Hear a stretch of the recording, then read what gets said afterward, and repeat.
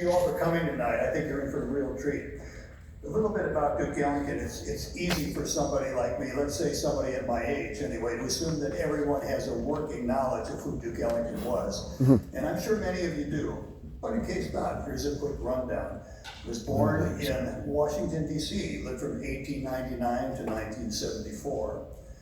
He was from a middle-class family in Washington, D.C. He's made his mark in New York City and the rest of the country as a musician and composer and piano player in the 1920s.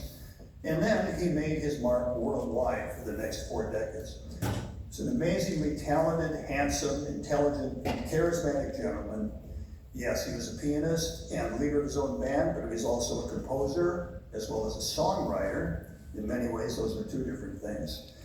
And he was an entrepreneur and something of a media star. His music is associated with jazz, of course, but it's a label that he felt was too narrow. And he was right. His music is classic in the universal sense.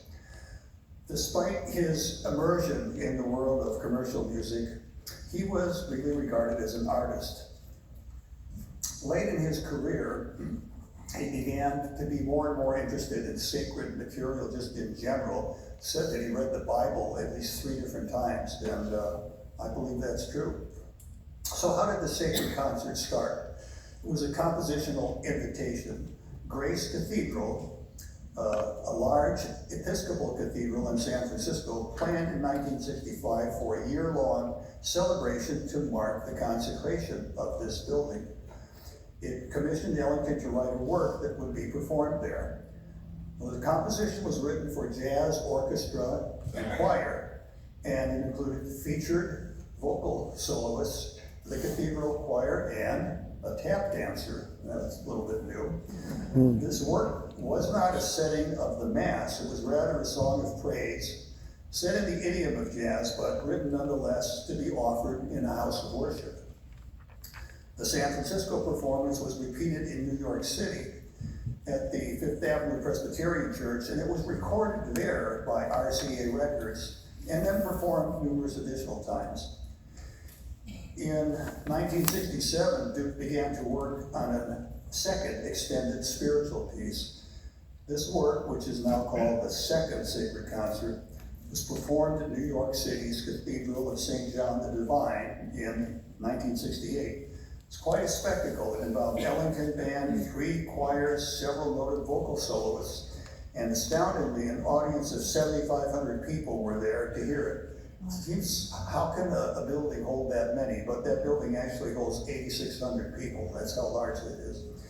Well, the critical reaction to Ellington's work was favorable, and Ellington himself was very pleased. He remarked, "I regard this concert as the most important thing I've ever done." Ellington spent most of 1973 at work on the 3rd and final of his sacred concerts. In answer to questions from those who wondered why he was laboring so long on the work, he replied, "You can jive with secular music, but you can't jive with the Almighty." Well, Ellington's 3rd sacred concert was premiered in October of 1973 and at Westminster Abbey in London. Ellington received an award from the United Nations for this piece. At this point, he was not in the best of health, but the concert was, in fact, the success that he intended. It was a poignant near finale to a wondrous lifetime, a lifetime of musical gifts that he had by now shared over and over with the entire world. So we're honored tonight to present this program to you. It features many selections from all 3 of his sacred concerts. The works will be presented by the amazing and inspirational American Spiritual Ensemble under the direction of Professor Everett McCorvey, and the renowned, I think anyway, Kentucky Jazz Repertory Orchestra under the direction of Professor Miles Osmond. And myself. Thank you. The three of us are professors. That's emeritus in my case. I'm retired. The other 2 guys are still working pretty hard in the School of Music at the University of Kentucky.